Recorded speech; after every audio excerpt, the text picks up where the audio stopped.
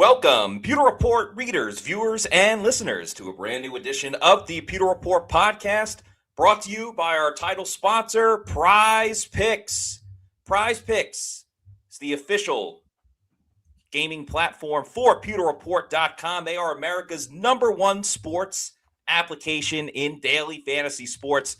Download the app in our YouTube description. It has a specific link for fans of Pewter Report and our friendly readers, viewers, and listeners. It's super easy to use, folks. You pick more or less on a few player stats to create a lineup. They have player picks for all different types of sports and specific stats, whether it's points, yards, strikeouts, whatever the case may be. Sign up for PrizePicks with the code HMA and get $50 in lineups instantly when you play your first $5 lineup. So all it takes is $5. You use the code, HMA, and get $50 to set up your lineups. I hope you followed me last night because I had a winning lineup in the men's college basketball national championship. Braylon Mullins hit more than 1.5 3-pointers, and Yaxel Lendeborg scored more than 9.5 points. So I was a winner last night. I'll be making some more picks on the show about halfway through. So very excited to team up with PrizePicks. I love making lineups, and you can do it too using the promo code HMA.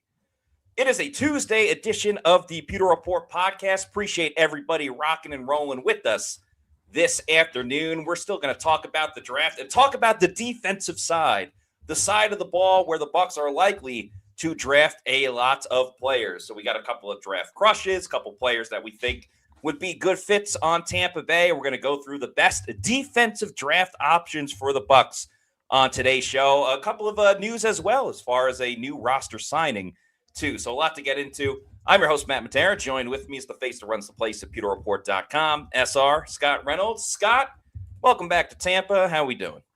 Doing good. I'm excited to be back. Got back in town about 5 minutes ago. So made it just in time for the podcast. And rainy and overcast. It was beautiful in Georgia earlier this morning. So we have the official signing of Raheem Nunez-Roches, which we talked about on yesterday's show. That happened over the weekend, but it became official when he put ink to paper and got that deal done. The Buccaneers have made another interesting signing. This is a wide receiver, and a big wide receiver at that, who made a very, very big catch. You all remember 3rd and 28, right? 3rd and 28. Yeah. Right. That was Kyle Pitts catching a 14-yard pass.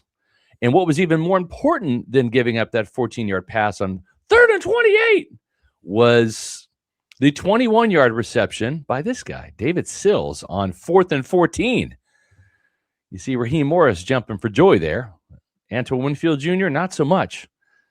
That was a pivotal catch because that put the Falcons, first of all, it extended their drive and got them into field goal range where they kicked that dastardly field goal to win the game 29-28 in a game that was just about all wrapped up. Buccaneers squandered a 14-point lead with 10 minutes left in the fourth quarter. That was a crushing defeat last year. Probably the hardest loss, I think, Matt, last year. And if you can't beat him, join him. So the Buccaneers have recruited David Sills to play wide receiver for them so they don't have to face him. And he's an interesting guy because I liked him at West Virginia. I'm a Big 12 guy. I watch a lot of Big 12 football. And 6'3", 211 pounds. He's already the biggest receiver on the Buccaneers in terms of height. And that's something they were missing, obviously, with the departure of the 6'5" Mike Evans. So this will be an interesting signing here just because it gives them some size. David Sills didn't exactly light it up in Atlanta. He had 18 catches for 191 yards and 2 touchdowns, averaged 10.6 yards per catch. But, boy, that was a big one, right? It was kind of a monumental type of play. He actually had a couple of other catches in that Bucs Falcons game, but really hasn't done a whole bunch at the NFL level. He's certainly not a lock to make this roster, but you bring him in because he has something that you don't really have a lot of, which is size. So I'm not saying he's going to replace Mike Evans or even make the team, but certainly a step in that right direction and adding a little bit more size to the wide receiving core. Definitely adds the size with it, which is important, but this doesn't preclude the Bucs from drafting another wide receiver in this year's draft. I Yeah. mean, the first 4 receivers are set in stone with Godwin, Right. with McMillan, Abuka, and Tez Johnson. But it is a player that has familiarity in Zach Robinson's offense, playing with Robinson last season in Atlanta. You That's right. brought up the fact that he made that big catch on the 4th down. That was actually the best game of his season. He made Yeah. 6 catches for 78 yards Mhm. against Tampa Bay. Did not score a touchdown, had 2 touchdowns on the season. But by far, his most production came against the Bucs. Go figure, because that's what they do. From Zach Robinson hiring him after he destroyed Tampa Bay. So it's a good depth signing. Second West Virginia player on the roster with Garrett Green. That's a player that he's going to be competing with. And, when guys are fighting for that last roster spot, it's really going to come down to special teams.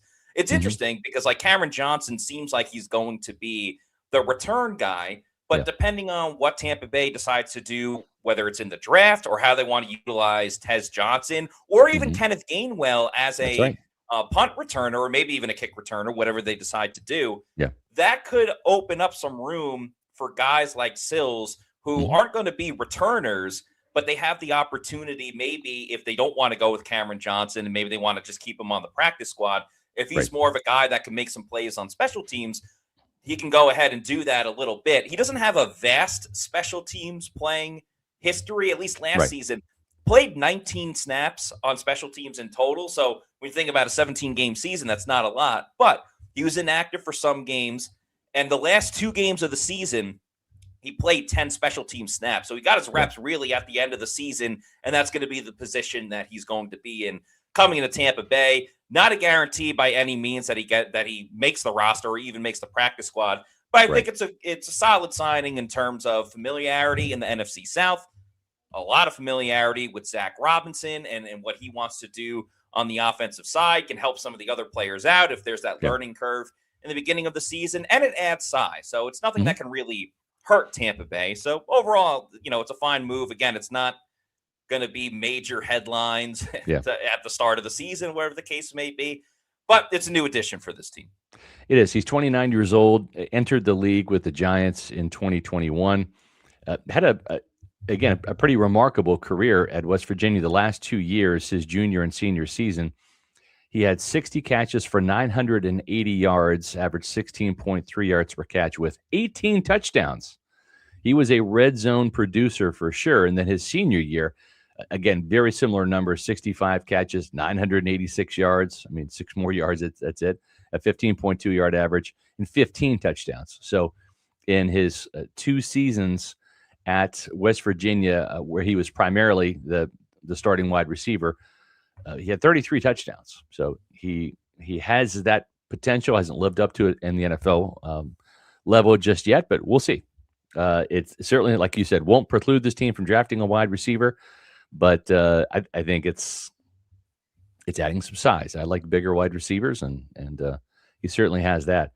I also like Jacob Rodriguez, Matt. I'm not sure if you know that or if any of the Pewter people know that, but I'm always excited to talk defensive draft prospects, and it's just interesting because the Buccaneers, even though they signed Raheem Nunez-Roches and they also signed A'Shawn Robinson in free agency, they're not done investigating defensive tackles, right? This was a position that they looked at the combine in terms of the formal interviews, and they had 1, 2, 3, 4, 5, 6 defensive tackles had formal interviews with the Buccaneers. That's Ohio State's defensive tackle Caden McDonald, Texas Tech's Lee Hunter, Florida's Caleb Banks, Florida State's Darrell Jackson Jr., Ole Miss's Xavier Harris, and Texas A&M's Tyler Onyedem. So those are the players that they had meetings with formally at the NFL Scouting Combine. They've already brought in a couple of defensive tackles as well. Christian Miller from Georgia, the defensive tackle. He's got a first-round grade, maybe a lower first, upper second. And also Oklahoma defensive tackle Grayson Halton, which we've reported here, a peer report. So just like it looks like on paper they're done at tight end by re-signing Kate Otten and Kokeeft. That's not the case. They're going to bring in more competition. They're going to draft the tight end or two, and it looks like they're going to draft the defensive tackle. And this is probably not a bad place to start, Matt, is at the defensive tackle position, because the defensive tackles that they have on their roster right now are either really, really old or really, really young. You only have like one guy who's going to be in between. That's Kalijah Cansey. But you've got Elijah Roberts, you've got Jason Jones, you have Elijah Simmons. Those players are incredibly young, 3 rookies from last year. The Buccaneers drafted Roberts and then acquired the other 2. Then you've got these old farts. You have Vita Vea, who's 31. You got Ashawn Robinson, who's 31. Raheem Nunez-Roches comes back. He's 32. So just a really kind of interesting mix there of really experienced players, seasoned players. And then you've got a little bit of a youth movement going on here. But some guys, though, that are, not, with the exception of Cansey, who has a first-round grade. Elijah Roberts drafted in the 5th round, and then Simmons and Jason Jones were undrafted free agents with the other teams, respectively. So it feels like they're doing their due diligence to draft the defensive tackle, and I think they're going to. Yeah, I think that's the big difference that you just kind of highlighted at the end there, that there is a bit of an influx of youth to go with the older guys, but it's not like it's top tier talent. And that's no disrespect to some of these guys, but Elijah Roberts is a day 3 pick. Jones and Simmons, like you just mentioned, were undrafted free agents. They're not exactly guys, especially with the undrafted free agents. Sure, there's always the diamond in the rough. Shaq Barrett's a perfect example of that. They're not exactly the guys that you want to build your core foundation in terms of the defensive tackle position around. There's a reason why they went undrafted. So if you really want to build that group for the foreseeable future, you hope that Kalijah Cansey can be healthy and you can start building with him, number one. But you need pieces around that. Nacho, for as much as we love, is not that answer. Yeah. Ashawn Robinson, as exciting as he was in his first introductory press conference, is not that answer either. So how are you going to find that? Are you going to make a big splashy free agent signing in a season from now? You could, but I don't think that's the best way of dividing out those funds for Tampa Bay and whatever, cap management will be going on at the time. I think you need to draft a defensive tackle within the first 3 rounds to pair with, hopefully, Kalijah Cansey and start getting the best of the group through that way, and then decide whatever you want to do with Vita Vea as well. So you do need that influx of youth, but it's that influx of immediate talent with the youth at the same time. It's really interesting, right? Because if you look at the Buccaneers' defensive tackle position, it's kind of a mixed bag, and that I think is a good thing. In other words, Todd Bowles doesn't have a type, right? Like he's got some big guys like Ashawn Robinson and Vita Vea, who's the biggest. Correct. Then he's got kind of that undersized, quick penetrating guy in Kalijah Cansey, and then a couple players in between there. Like Elijah Roberts is just under 300 pounds. He might be up to 300 pounds. I got to check in on him, but he was a player that kind of came in last year at 290, right? As a player making the transition from being a 4-3 defensive end at SMU to playing defensive tackle in the NFL. And so when you look at what the Buccaneers have done in terms of their formal interviews and their top 30 visits, I mean, they have everybody from Xavier Harris, who's 6'8", 300 and just about 30 pounds, right? He's a monster from Ole Miss. And then you have a guy like Grayson Halton, who is more of that undersized type of defensive tackle, more in line with what Kalijah Cansey is. Halton, 6'2", 292. So very similar in size to Kalijah Cansey. Also, it's worth noting, too, that another player they have an official 30 visit with is Caleb Proctor out of southeastern Louisiana, 6'3", 280, right? So it's going to be kind of fascinating to see where the Buccaneers actually end up drafting the defensive tackle, what round, and then kind of what body type, because you have a guy like, Caden McDonald, who is just a run-stuffing nose tackle, a solidly built guy. Yeah. Lee Hunter doesn't have like the best body, but he's got some kind of quickness and agility. I'm not saying he's Warren Sapp or anywhere close to him, but Sure. Sapp didn't look the part in terms of having like a very athletic looking build, but yet was crazy quick and actually an incredible athlete. And Hunter is quicker than he looks, right? He looks a little sloppy sometimes, but he's got some cat-like quickness and ability to penetrate. And you saw that with the defensive tackles for loss that he had at the position, right? Penetrating in the backfield, making stops, and getting a couple sacks as well. So I'm really kind of fascinated. At the end of the day, when the Buccaneers pull the trigger, are they going to go for more of a Kalijah Kancey undersized defensive tackle? Because when he went down last year, they didn't have much of a pass rush, and he was kind of their designated pass rusher in terms of being a defensive tackle. Are they looking to kind of replicate that, or are they saying,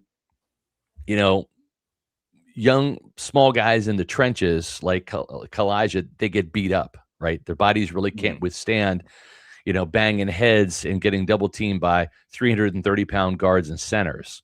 And do they want somebody more stout? Are they looking for a younger version of Vita Vea or Ashawn Robinson, right? So they're certainly checking all the boxes, and they're looking at different body types.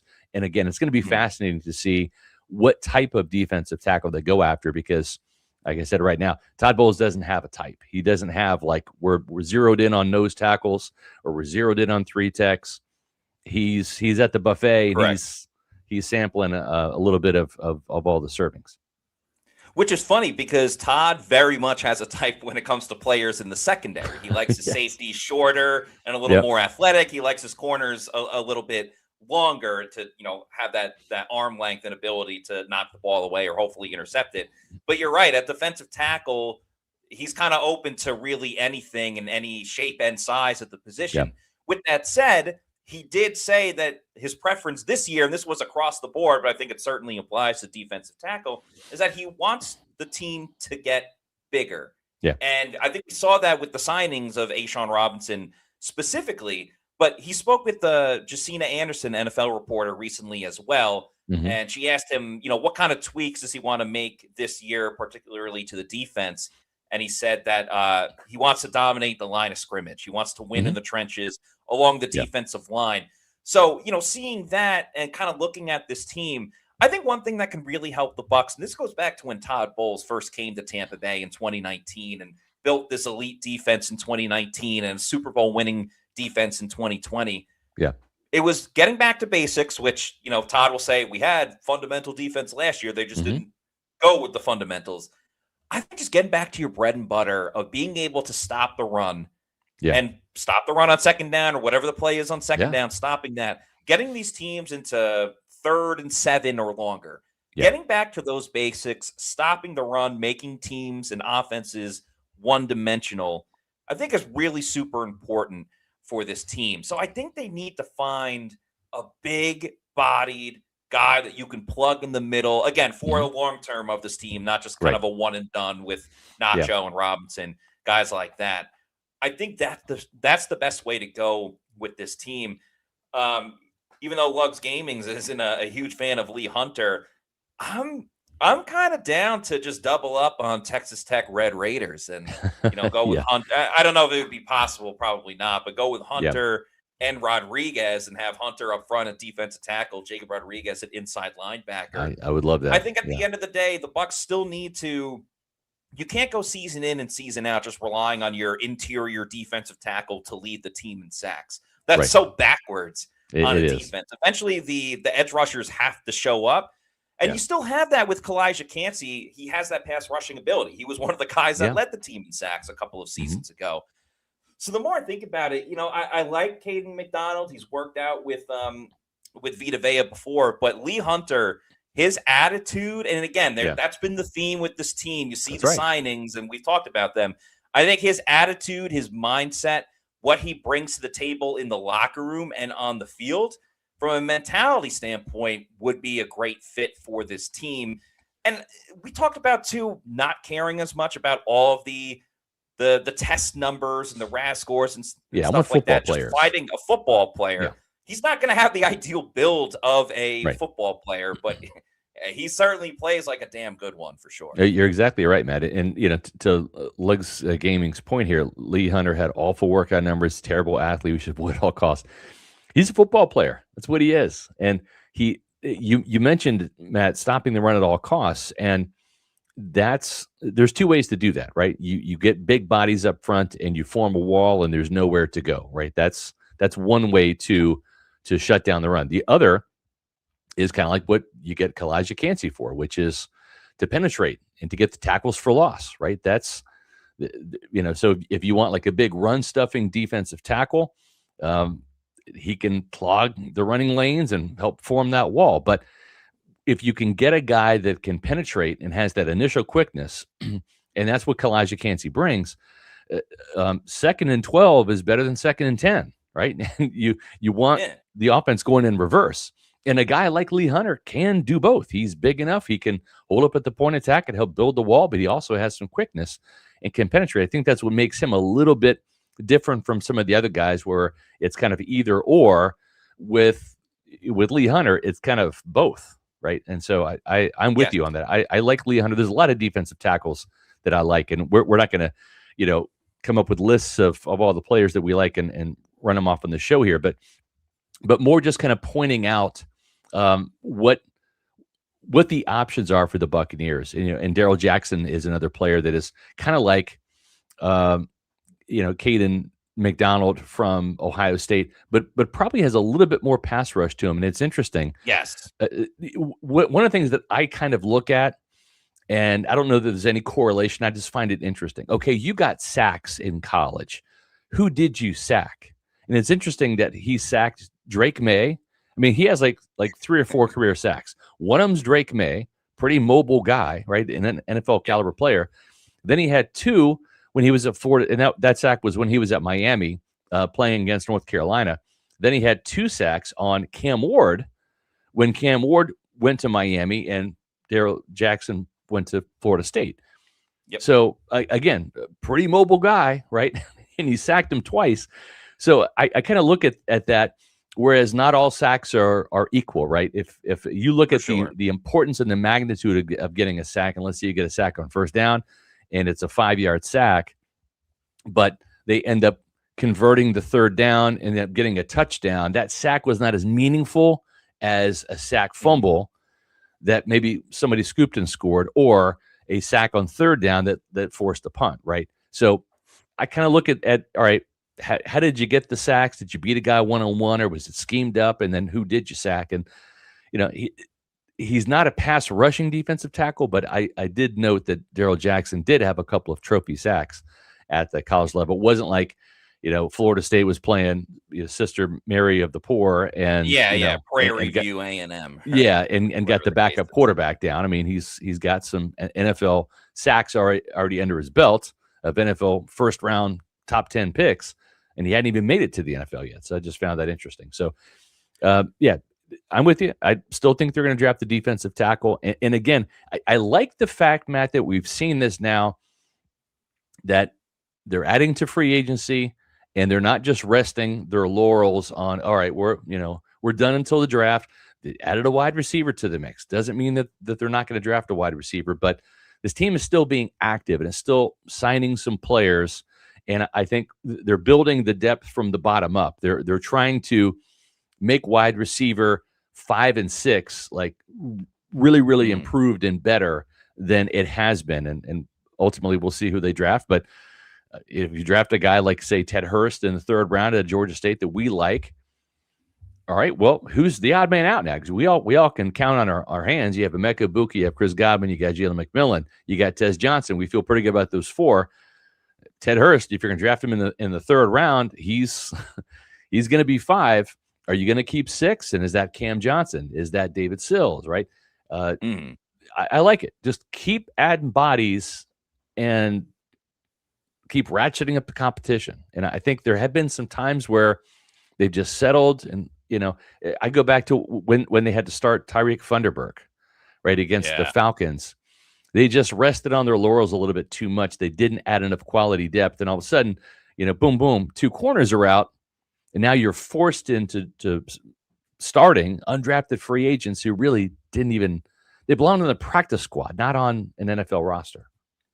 Right. And you're just giving yourself more of an opportunity for somebody to kind of slip through the cracks and be one of those Yeah, very surprising players. Or it's a situation where you just add so much depth that you never know who's going to step up and be the hero for maybe not even just a game, but for a yeah, moment. I think Sterling Shepard was a great example of that at mhm, wide receiver. Yeah, he was on the team because he was buddies with Baker Mayfield, but the Bucs don't win that game over the Jets in the home opener if Sterling Shepard didn't make some big catches down the stretch, especially after Mike Evans was injured and yeah, was unable to go. So yeah, if you just add one player and say, okay, that's our depth. Well, what if that right, player doesn't work out? Well, then you're back right, to square one. Another thing I'll say about the defensive tackle as well is if you look at the style of players that they've added via the draft, and I'm mhm, talking about like kind of earlier rounds, right, like Logan Hall, he was more of an tall size wise, but yeah, kind of a slim fit. That he like ran track and hurdled over the fence things that you jump over and stuff like yeah, that. So like he was a quick, athletic guy. He was supposed to be fast and to the quarterback. That didn't necessarily pan out that no, way. Kalijah Cansey, undersized guy, great when he's in, but yeah, injured all of the time. Vita Vea, certainly different because he was the perfect combination of size and speed. You're not going to get that all the time. right, But I think it's more of the gargantuan players that the Bucs have brought in at defensive tackle have been the ones that have really worked out a little bit more or have been longer sustainable, again, because of Cansey's like injuries yeah, and things of that nature. So I don't necessarily think you want to bring in another Logan Hall type of prototype player because he already had that, been there, done that. I'd rather have mhm, some beef up front that's getting in there, and if they can generate a little bit of a pass yeah, rush, that's great. With Jackson though from Florida State, I will say, we're around a lot of players at press mhm, conferences in the locker room. I don't think we're as like shell shocked now when you see a massive player, right, but I will say, seeing Jackson at the Senior Bowl and at the Combine, yeah, I he's a had one big of those dude. moments where I'm just like, whoa, Yeah, that is a big, big dude. Like he yeah, is a giant yeah, out there. And I'm not gonna say like a Logan huge Hall build by hands, any means, but long yeah, arms, yeah, yeah, just massive. Yeah, I feel like if he put his arms out, I feel like he could just hug the center guard and the guard on the other side as well. Like he's that big. right, So wouldn't hate him as like a third round draft pick. I think mhm, that would be pretty cool. But they're going to have some options. And they kind of have that speed guy as well with yeah, Elijah Roberts, who did play defensive end or edge rusher and, kicked inside as well. So you'll still have that speed along the interior defensive line. It's just how Todd Bowles necessarily wants to go about it. yeah, exactly. And also too, it all depends on how you want to go about getting your legal services handled. You can go to one of those really, really big, massive conglomerate law offices where you see the guy in the billboard, but you never really get to see him. You see his underlings and all that. Or you can go to uh, a smaller, specialized, local family-owned outfit and actually meet the attorneys you're going to work with and develop a relationship with them. Of course, we're talking about Jorgensen Law P.A.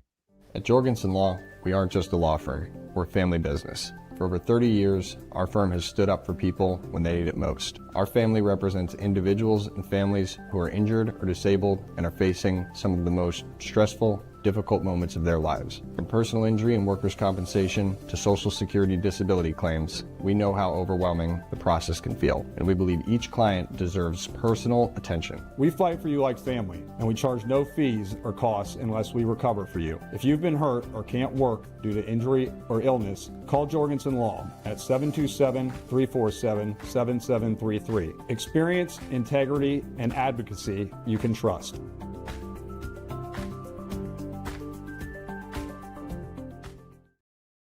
That's where I give Spencer and Grady Jorgensen your business.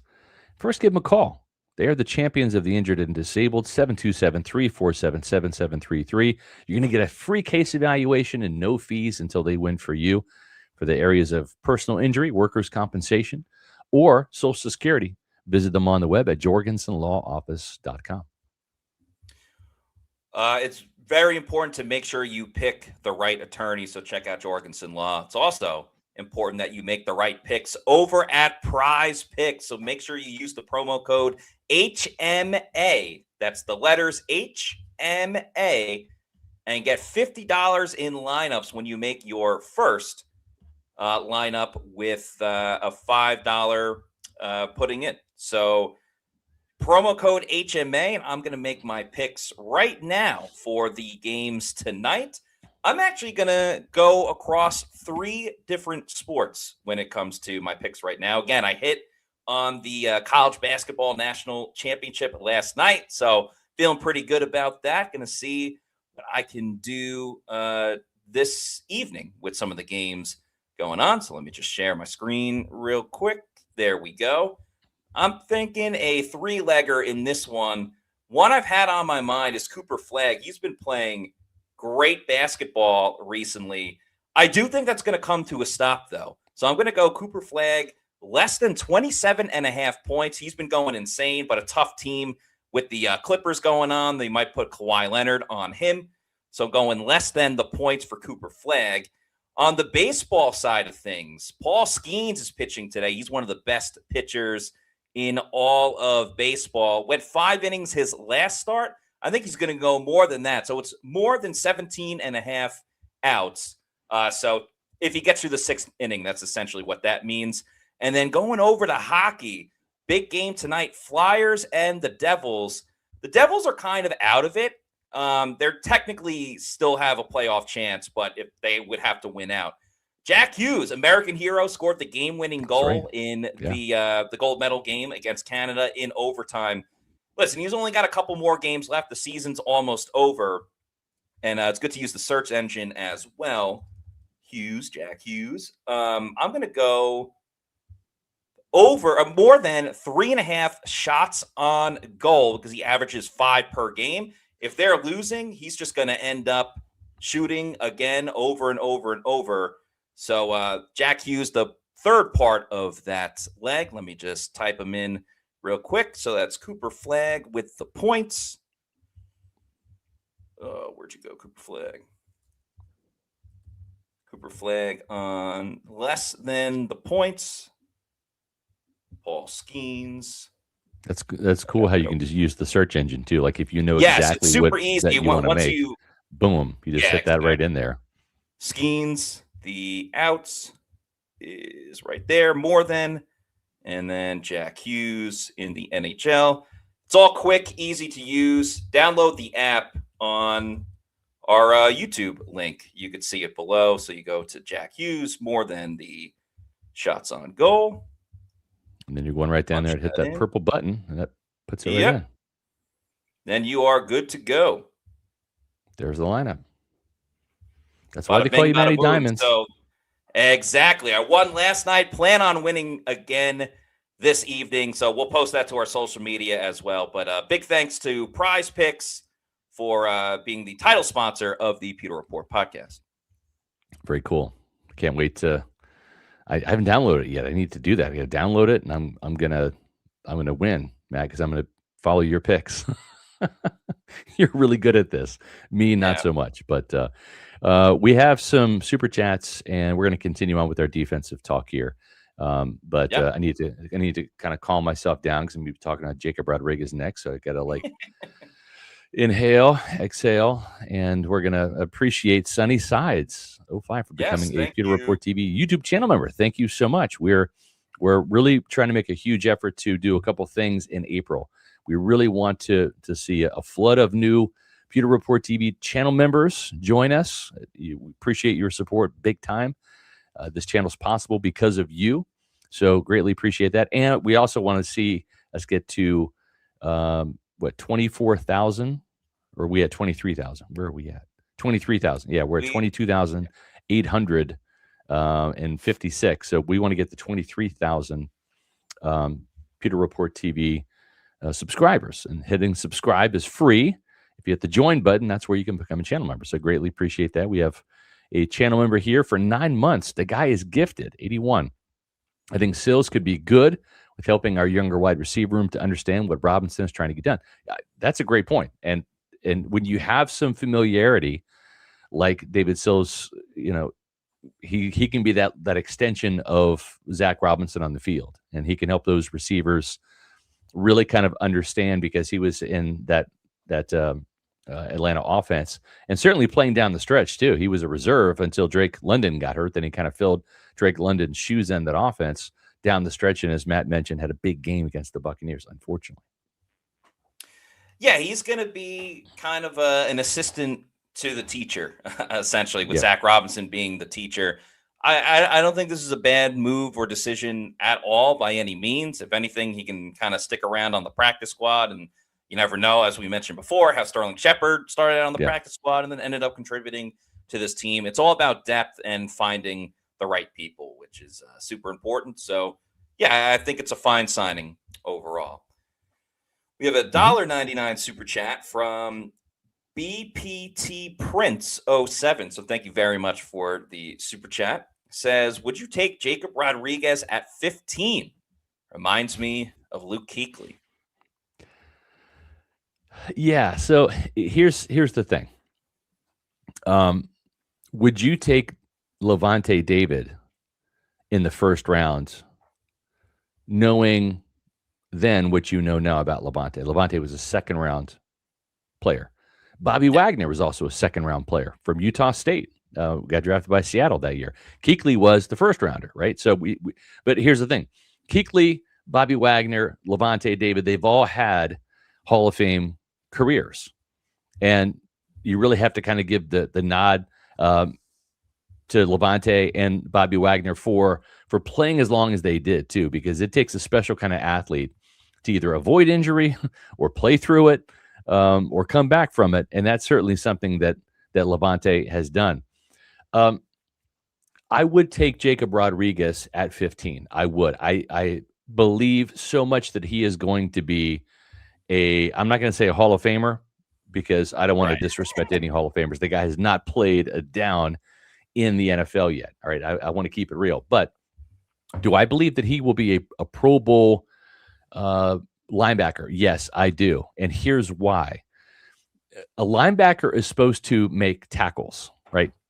Receivers are supposed to catch passes. But what makes receivers special? What makes them Hall of Famers? Well, when you have like over 100 touchdowns in your career, like Mike Evans does, right?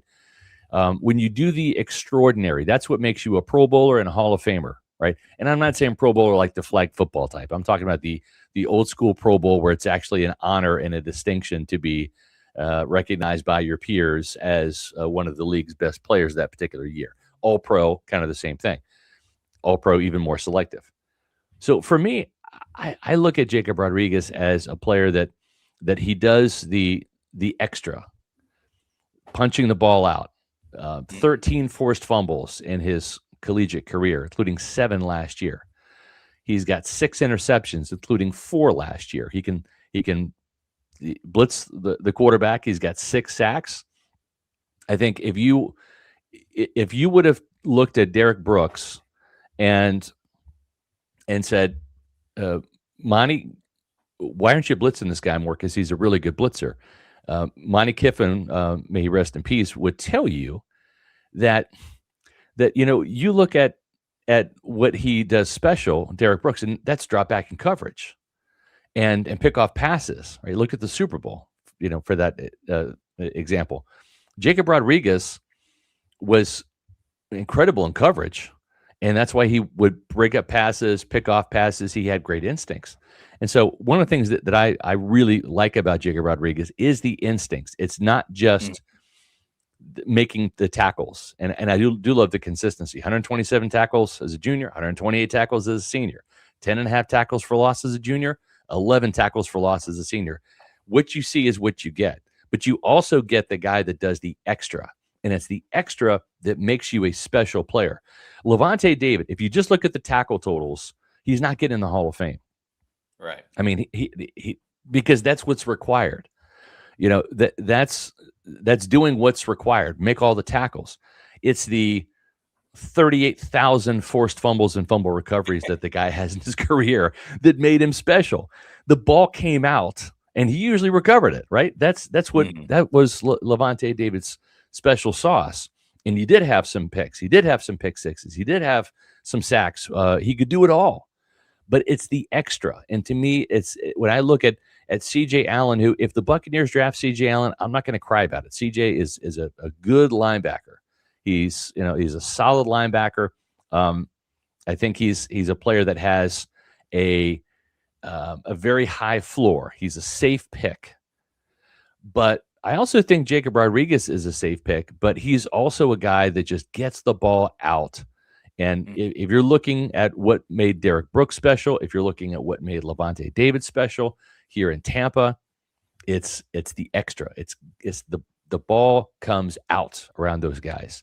And when you take the ball away from the defense and give it to your offense, what is typically the number one decider of football games? Turnover margin, right? So yeah. I would. I don't think the Buccaneers will. I've talked to enough people over there. I've pleaded my case. I don't think that they necessarily view him as a first-round pick. And I'm like, well, you better trade up to number 33 because we saw Carson Schlesinger go to number 33 to the Cleveland Browns last year. All he did was win the Defensive Rookie of the Year honors. And I think that J-Rod is better than Schlesinger.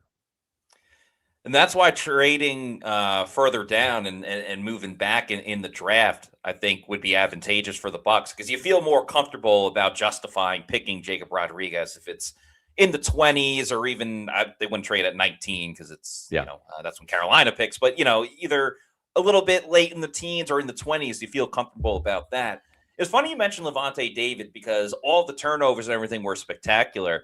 But I also think kind of gets slept on with Lavonte is the tackles for loss because tackle stats can be skewed. You can make a tackle 15 yards down the field. It's like, all right, well, Rude allowed a 15-yard pass. Yeah, yes, you get the tackle. The tackles for loss is what will hopefully be a big factor in getting Lavonte David to the Hall of Fame. Right. A tackle for a loss is a tackle for a loss. And I guarantee you there were a lot more times where Lavonte read and, stopped the run right away or blitz and got the tackle. Those plays were made a lot more than, the quarterback tripped on the center and fell and got a sack that way, or same with the running back. But that's big. And the way Lavonte was able to make those plays was football IQ. And that's exactly what Jacob Rodriguez has. Yes, the peanut punches and the forced fumbles and everything like that are awesome. And you want more of that. But it's the football IQ. It's dissecting the play, breaking it down, understanding what to do, where to go. That's, I think, another big part of Jacob Rodriguez's game, which eventually it becomes instinctual the same way that you can knock out the football. And we saw that firsthand at the Senior Bowl. You're playing with guys. I mean, there was like 1,000 Texas Tech guys there, understandably. Their defense is awesome. But, for the majority of the Senior Bowl, you're playing with guys you've never played football with before. Maybe you never even met before. So when you stand out, especially on the defensive side, making big plays the way Jacob Rodriguez did, it makes so much more of a statement than, being able to run so fast or whatever the case may be. Yeah. Now, the question becomes, will he be game for having to, shadow Bijan Robinson and stuff like that? Right. I guess you can ask that question, though, to, I don't know, any inside linebacker in the league. Like, no one has Bijan Robinson's speed. I think that's why Rodriguez probably doesn't go at 15 or kind of that early on. And that's a crazy thing. He's a really good athlete. He ran a 4.57. I mean, was faster than Derek Brooks' 40-yard dash time or Lavonte David's. And he's incredibly instinctive. And I remember talking to Todd Bowles, and I just kind of asked him point blank at the NFL annual meeting. I said, what's the number one thing you look for in a linebacker? And he said, instincts. And this guy has them in spades. He just does. He's the most instinctive linebacker in this draft. He'll miss some tackles. He's got some shorter arms, but as the Bob McGinn piece on Tyler Dunn's website said, he's going to miss a couple tackles a game, but he's going to make 10. So the trade-off is worth it there. C.J. Allen is also another player who's a good communicator. He is. He's got really good instincts. He's not the athlete that Jacob Rodriguez and Jay Golday and Josiah Trotter and some of these other linebackers are. But he's tough. He's a great communicator. He's a great leader. He does a lot of the good intangible things. So I think those are two linebackers I could sign off on. if you read our latest mock draft, Jake Golday is a player that I've really kind of grown fond of. It's kind of funny because when you look at his career arc, it started at Central Arkansas as a teammate of David Walker. Yeah, we Jake mentioned Golday. that on the show. Yeah, that's right. Jake Golday was a defensive end, played opposite Walker at Central Arkansas. Then they moved him to inside linebacker, and then he went on to go to Cincinnati, where he's had a good career there as well. A bigger player. This is a 6'3", 6'4", 239-pound linebacker. So he's going to bring a little bit more size if Todd Bowles wants to continue to lean into that. That's kind of his calling card. Other linebackers that they've looked at, and I'm not a huge fan of Josiah Trotter just because he has 2 years worth of playing experience. I don't think he is ready to step in right now. He's awful in coverage. He's very young. He's not even 21 years old yet. 6'2", 237. Father was Jeremiah Trotter. His brother, Jeremiah Trotter Jr., played at Clemson. I'm just not enamored with Josiah Trotter. He's kind of a throwback player in that he is a good blitzer, good going in drive, but when you put it in reverse and have to cover, it looks ugly. It reminds me of KJ Britt in that regards. But the interesting thing, Matt, is some of the players that they have looked at this year in terms of like Kyle Lewis, right? We saw him at the Senior Bowl. I mean, as good as Jacob Rodriguez was at the Senior Bowl, Kyle Lewis was just as good, if not better, in coverage. I mean, how many interceptions and pass breakups did he have? It was like every rep he was out there for, it seemed like he was getting his hands on the ball. Right. Yeah, he for sure had a really good time there, really good practices. And it's interesting because they have interviewed some players like that. Like Kyle Lewis got a formal interview at the Combine, 6'1", 220. I mean, we're not talking Levante David size. Levante's 230. This guy's 220. And they also interviewed Justin Jefferson, not the wide receiver Justin Jefferson, but the Alabama wide receiver Justin Jefferson, who's 6'1", 223. So you're talking about some smaller guys that played what is known as the overhang, kind of the slot linebacker. It's the weak side linebacker role. And it's interesting because they've interviewed a couple of those players, and you have to wonder, like, are they going in that direction? Are they looking for guys that really can cover? Because, Kyle Lewis can cover, but the problem is at 220, well, you're just not big enough to play in the box. And if you go and watch that Pitt versus Miami game, to me, that was a really telling football game for Kyle Lewis because Pitt didn't even play him in the box. They literally played him in the slot the whole game because Miami's offensive line was so big, so massive that they knew that he just wasn't going to survive in the box. They literally played him in the slot like a safety just about the entire game. Another overhang linebacker who was a former safety. Track with me here. See if this sounds familiar. Former safety, grew into a linebacker, 6'5", 245 pounds. No, I'm not talking about Sonny Styles. I'm talking about Kendall Daniels, who started off as a 6'4", 205-pound safety at Oklahoma State. He was in our latest mock draft on day 3 here at Pewter Report, and he just kept growing and hitting the weight room, and he went from 205 to 245 and had 4 years of good, productive ability as a safety. He would come in the box and get tackles for loss and get sacks, and then also pick off passes and force fumbles, and then transferred to Oklahoma to the SEC for his final year and had a pretty good year, but ran a really slow 40-yard dash time, 4.7. Well, don't let that scare you because that's what Derek Brooks ran as well at his combine, 40-yard dash time. This was at a pro day because Daniels didn't get invited to the combine. But the thing, or actually he did, but he didn't run his 40 there. But the thing about Daniels that's interesting is when you watch the tape, this guy is a blur. He is so fast. He has incredible closing speed. And we had him in our mock draft as the second linebacker picked by the Buccaneers. We had them pick Golday and Daniels on day 2 and day 3, respectively. And man, if anything, this is a developmental linebacker prospect that you could play at Mike, you could play at Will, but he would be a demon on special teams as a rookie. That body. That's why I think inside linebacker, if you don't have to rank it, but if you're going to look at inside linebacker, edge rusher, and defensive tackle, like if the Bucs were going to double dip at one of those positions, I think it has to be inside linebacker. I agree. Because you look at the edge position, and they clearly need another edge. But if they end up signing Yaya Diaby to an extension, you would have Yaya under contract for a little while. David Walker, friend of the program, is a guy that's going to be here for at least the next 2 seasons after this following season. So you kind of have some depth there, plus whoever you end up drafting.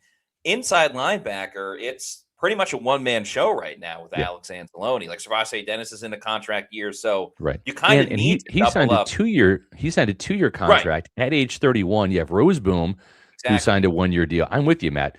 And really, you need to draft, and that's kind of why Josh and I drafted the middle linebacker type, the Jack Golday, but who can also play what Alex Anzalone's playing, which is kind of that backer, that money backer spot. And that's what Kendall Daniels can offer you too, the flexibility with the coverage ability, being a former safety, to play the money backer spot, that Levante David role, but has the size at 6'5", 245 to be able to be a box type of linebacker at Mike. Yeah, and there's a big difference as well from like playing speed and then testing speed and everything like that. And every team, Bucs included, would take the guy that has the better playing speed than what they did at the combine or at their pro day and things like that. So I think for sure a great game plan for the Bucs in the draft would be go with the linebacker in the first 2 rounds that you can plug and play immediately, and you have your starter, and then take that development project that can, kind of wait in the wings a little bit, but also get important experience. But speaking of linebackers, this comment from Jordan Peters, who's now been a Pewter Report YouTube channel member for 2 months now. We appreciate it. Says, SR, loved your office yesterday. Question, what are some later picks you'd like the Bucs to look at? Jack Kelly, the BYU linebacker, and Max Llewellyn, the Iowa edge rusher, look intriguing to me. Appreciate your insight. Yeah, appreciate that. I think Kendall Daniels is one of those guys that I really like. I love Jack Kelly from BYU as a college linebacker. He just reminds me a lot of maybe like a more effective KJ Britt. I mean, he's a tremendous blitzer. Jack Kelly's relentless. He is one of those players, you want him in drive as much as you can. You put him in reverse, and it's not pretty. He just doesn't have – he actually has got pretty good straight line speed, but he doesn't have the fluidity. And we saw that at the Senior Bowl, Matt. He made a couple plays in coverage, but he was not a standout in coverage. And this is not the 1990s anymore. I mean, this is not 3 yards in a cloud of dust. You're playing sophisticated passing attacks, wide receiver screens. You got to be able to go from the box to the flat immediately. And we saw that in week 1, how Zach Robinson just said, all right, we're going to test your linebackers out. We'll see how fast Servase Dennis is against Bijan Robinson. And like within the first minute, Falcons are up 7-0 because of a 50-yard catch and run by Bijan Robinson. That's life in the NFL. I don't know that Jack Kelly's that type. Max Llewellyn's an interesting guy. He kind of reminds me, maybe it's just the school, but he just reminds me a lot of Anthony Nelson, right? Exactly. And I spoke to him at the Senior Bowl. He's obviously a huge fan of Anthony Nelson. Similar size, similar build, not a ton of speed. He does have a spin move, though, which Anthony Nelson doesn't really have. That's kind of his go-to move. And I talked to him about that, for him essentially it being his signature move. And he's like, everyone talks about my spin move. He's like, I have more to my game than just the spin move. But I do like the spin move. I don't know if it'll be fast enough, at the NFL level when offensive tackles can kind of deal with it a little bit more.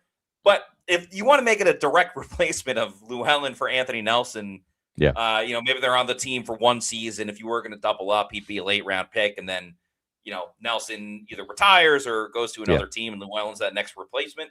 I think it's fine from a depth standpoint. And this Super chat from Masterman. Thank you for the $1.99. Says, do you see Desmond Watson making a splash return? Not to Tampa Bay. I think the Buccaneers, they're moving on. They're sailing that ship out of harbor, and Desmond Watson's not on it. So I think he had his opportunities a couple times to try to get the weight under control and make a difference, and it just didn't happen. And again, he's kind of like an anomaly, right? He's a little bit like a little bit of a, and I use this like in an affectionate way, like a freak show, right? He's got some freaky athleticism for a guy that size. But the problem is the league is telling him he can't play.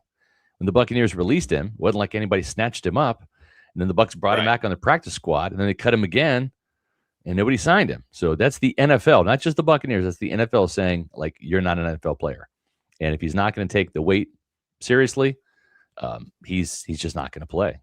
He's too big to play, and he is a one-dimensional type player. He does not have the speed to run and be effective in a like to defend the wide zone, right? Where you have to have that lateral ability to maintain your gap as the offensive line is moving in concert laterally down the line of scrimmage. He doesn't have that.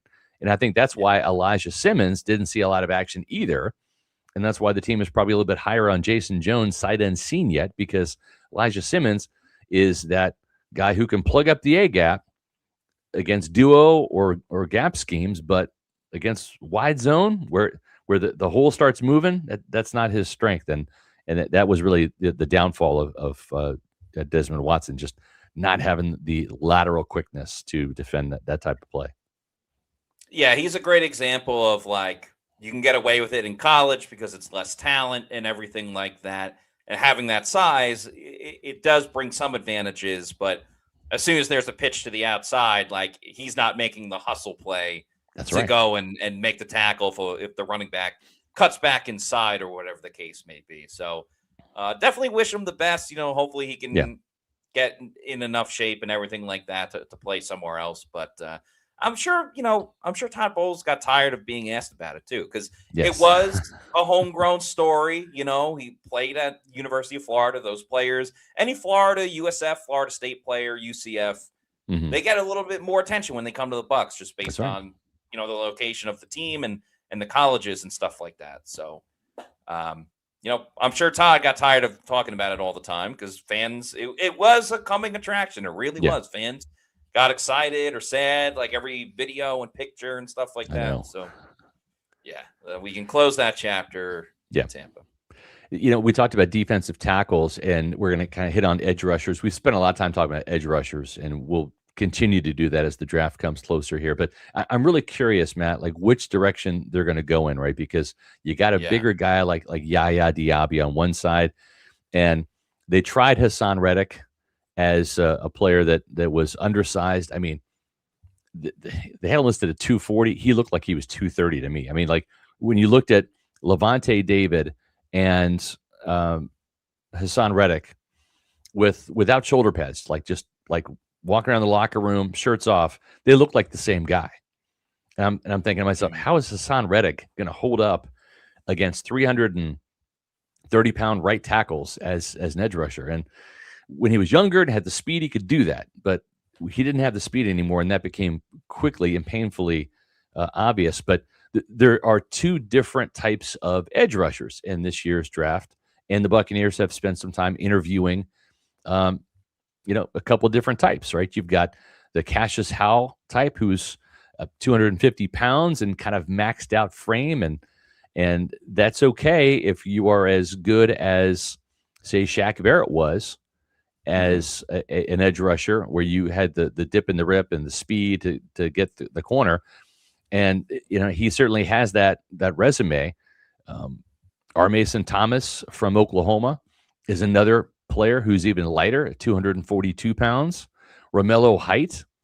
These are all players the Buccaneers have interviewed formally.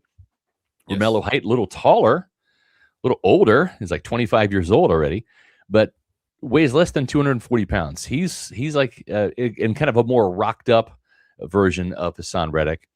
But are they going to go with kind of a quicker twitch, undersized, fast type of pass rusher, or are they going to go with the bigger guy like Akeem Messidor, who's 259, who actually has played defensive tackle in his college career, slimmed down from 280 to 259 to lead the Hurricanes with 12 and a half sacks, right? Then you got a guy like Zion Young, who I'm not a fan of, but a bigger guy, 6'5", 265, more of like a powerful physical player like Yaya Diaby. Same thing with Gabe Akis. Really well put together physical specimen, 6'4", 265, again, more like Yaya Diaby.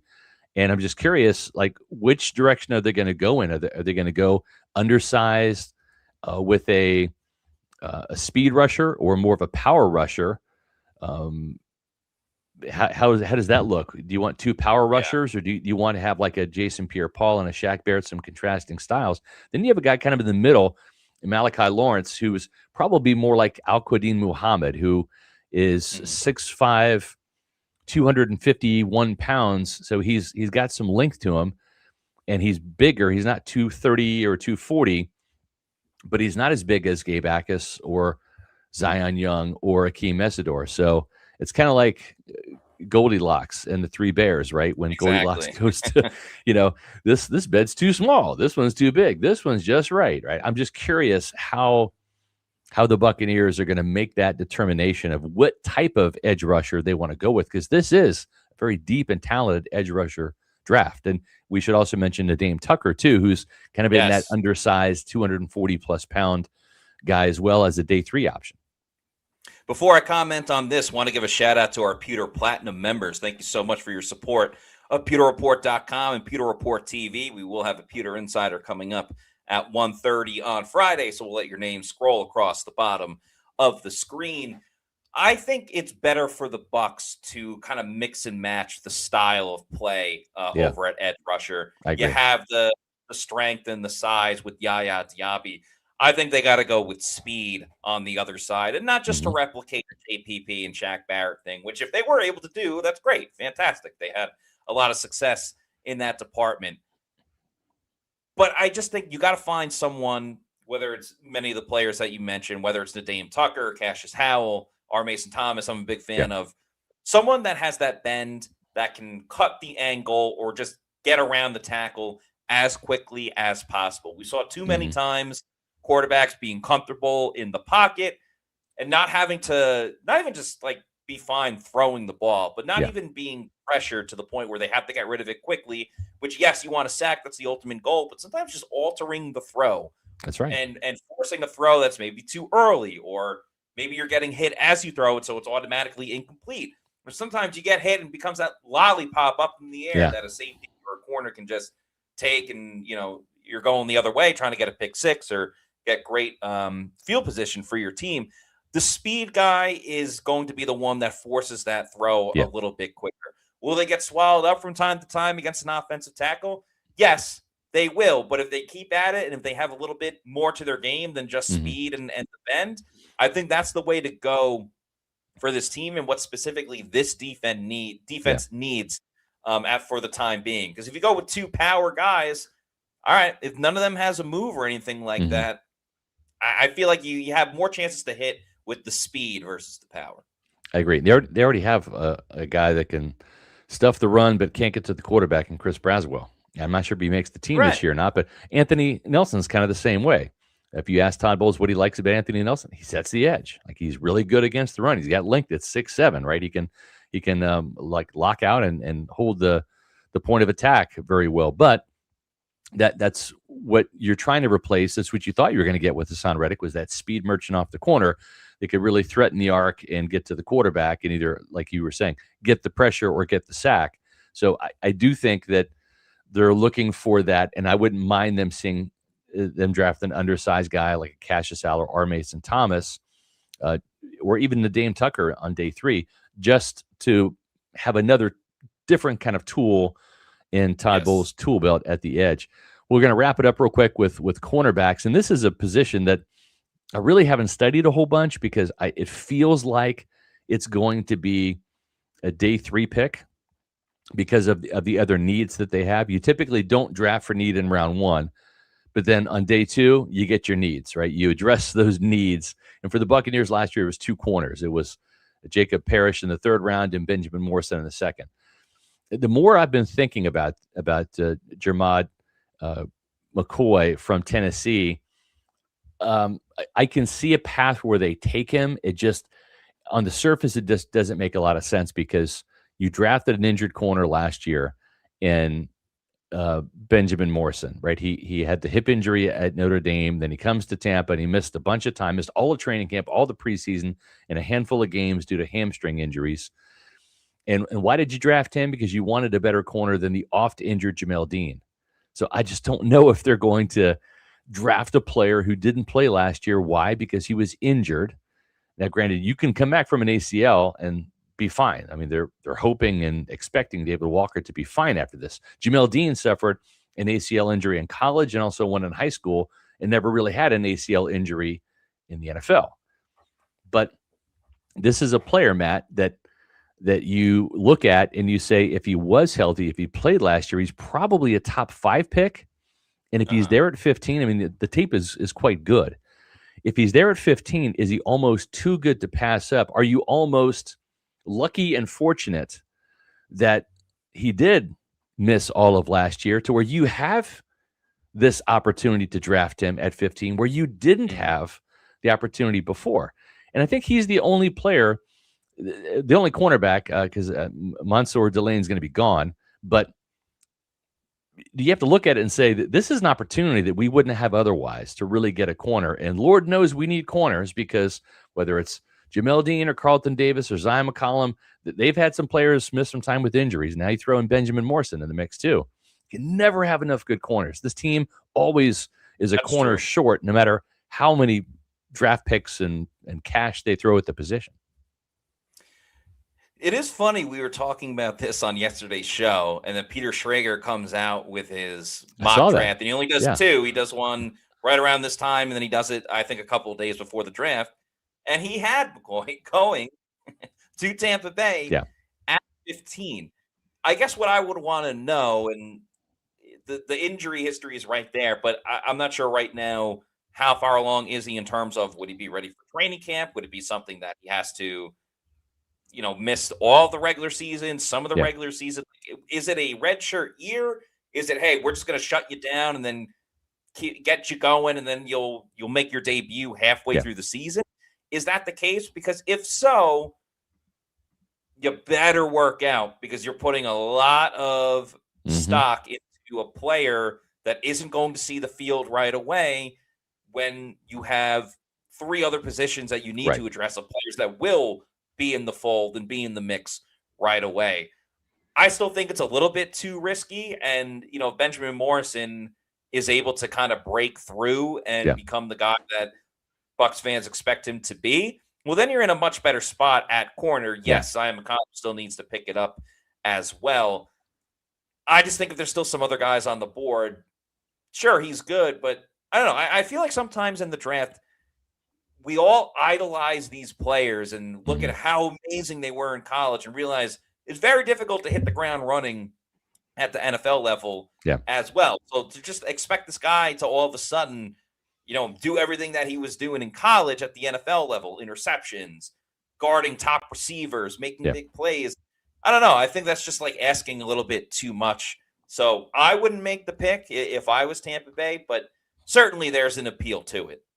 Yeah, Traden Stukes was the only cornerback that they, to our knowledge, had a formal interview with at the combine. He's really more of a slot.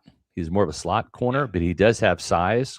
We do know that Todd Bowles, they drafted Jacob Parrish, who was an outside corner, moved him inside, and they took a safety and J.J. Roberts and made him a nickel. So they're not opposed to drafting a particular body type if he's got good instincts and can just literally play and make a position change. So with Stukes' size, I wouldn't be surprised if he gets drafted by, say, the Buccaneers, and he can play slot. So maybe you either move Jacob Parrish outside, although he has a little bit of size limitations of 5'10", but maybe this becomes the new slot because it seems like every year they just find the new slot, whether it's Christian Izzy. And before that, it was Winfield, right? Winfield had a year in the slot, then Izzy. Then it was Tyke Smith, and then Jacob Parrish. So we'll see. Cornerback is kind of the mystery position. I could see them maybe getting Stukes on day 2, or getting McCoy in round 1, or just wait until the 3rd round and just get a depth guy, right? Like maybe Zeke Masses out of Cal is a player that they've shown some interest in. So yeah, it's really going to be fascinating to see kind of what direction this team is going to go at different positions, right? And I think that's kind of what makes this draft kind of fun is the Bucs don't seem to have a type. They're looking at different players with different skill sets, different sizes, different ages, right? And then kind of going from there. So this is going to be kind of a mystery draft, I think, for the Bucs and their fans, and I think that's what makes it fun. One thing that's not fun, and I can just tell you from firsthand experience, is shopping for car insurance. The folks over at Briar Greaves can make that fun for you. How? If you call up Briar Greaves and say, hey, would you mind shopping around all of the different car insurance companies in the state of Florida and finding me and my family the best rates and has the best coverage? And they're going to say, yes, we can do that. And that's what's great about Briar Greaves is they're a local family-owned business that wants to help you and make your life easier by getting you the best rates. So sign me up for that. Well, I've already signed up. I've been a Briar Greaves insurance customer for years, even before they were advertising on the Pewter Report podcast. And Jason Light is also a Briar Greaves insurance customer too. Protecting your assets starts with a company you can count on, whether it's auto, homeowners, flood, boaters, or business insurance. Give the folks over at Briar Greaves a call, 813-876-4166. That's 813-876-4166. Let them do all of the phone calls and research for you, and then they will present you with the best rates from the different car companies, and they'll put that decision in your hands. Visit them on the web at briargreavesinsurance.com. We have a $5 super chat from West Point 1999. Thank you very much. We appreciate it. Says, any thoughts on trying Chris Braswell at middle linebacker like Zach Bond transitioned and exploded? So the 3 position switches that fans want to see, and I'm on board with one of them. Move Graham Barton to guard and Ben Bredesen to center. I'm on board with that. Right. I would sign off on that. Is not happening. We addressed that year after year, and the Bucs aren't going to do that. The second one is, well, just make Devin Culp, who's super fast, a wide receiver. He's not a wide receiver. He has straight line speed. He can't really run the routes and stuff. So that's number 2. Number 3 is, well, take Chris Braswell and move him to middle linebacker. I don't think he's got the agility and the quickness and certainly the instincts. He's not a very instinctive player. And when Todd Bowles says the number one thing that makes an inside linebacker for me is instincts, this guy doesn't have instincts to rush the passer, and that's just going against the offensive tackle and trying to get to the quarterback. There's a lot more going on. You got to play traffic cop and, zone drops and switches and zone coverage, and then not just that, but then it's also blitzing. It's finding the ball. It's having the instincts to be able to read the run and know where the ball is going, and then hitting the hole and shedding a block. There's a lot to it, and I just don't think he's got it. Yeah, I don't think he would have the speed for it. And if you're struggling, I get like you move players because they struggle at one position and maybe they'll be better at another. But I think the only reason why it's a little more plausible is because the Bucs don't really have much at inside linebacker, or at least they didn't until some of these new signings. So it's like, screw it. What else have we got going on? It just, I think maybe if he got traded or signs with another team, a new opportunity, not saying the grass is greener, but just sometimes you just need a new start. That's what it feels like with Chris Braswell, unfortunately. Less playing time in year 2 than in year 1 with all the injuries at edge rusher too. I think the writing was kind of on the wall in that situation. Yep. Last comment here from Felix Schmidt, 8176. SR, is Jacob Rodriguez your favorite prospect ever? Boy, that's a great question. Because I have recency bias. Sure. Golly. Yeah, probably. He's up there. Let's put it that way. He is up there. There's a lot of players that I have wanted to see the Buccaneers draft, and they didn't. And of course, there's some that that they did draft that I really liked as well. But yeah, I would say he's up there. He's probably in my top 5 or top 10 in terms of favorite draft prospects. I liked his junior season, and then watched just about every Texas Tech game this year, including them kick my K-State Wildcats ass in person in Manhattan, where he had 2 forced fumbles against my team. So I was actually rooting for the Red Raiders that day. Believe it or not, that defense is so fun to watch, man. So whether it's him, into it too, is that they played in your conference, so you're already like more familiar with it than some other players in different conferences. Yeah, but, he's a great playmaker for sure. So this was a fun show today. We're going to try to top it tomorrow. We're going to be talking about the wide receivers. Which Bucs wide receiver will get the most attention? Obviously, there was a big shift in the wide receiver room with Mike Evans going to San Fran. Still a lot of talent there with Emeka Egbuka, Chris Godwin, Jalen McMillan, Tez Johnson, and on and on and on. Who's going to be the focal point of the wide receiver room that defenses will maybe try to double up or pay a little bit more attention to? That's going to be tomorrow's show at 4 p.m. We'll have another show on Thursday at 4, and our Pewter Insider for Pewter Platinum members, Pewter Platinum and Premier members, coming up on Friday at 1:30. So still a lot of shows coming up. If you're not already doing so, please make sure you follow us on all of our social media on X, Facebook, and Instagram. We're at Pewter Report, and our YouTube channel is Pewter Report TV. So please like and subscribe. Leave a comment on this video. What draft prospect on defense do you want Tampa Bay to take in either the first round or some of the early rounds? We'd love to see everyone's comments about it. That's it for today's show. For Scott Reynolds, I'm Matt Matera saying thanks everyone for watching. We'll see you soon for another edition of the Pewter Report podcast. Get those prize picks in. Out.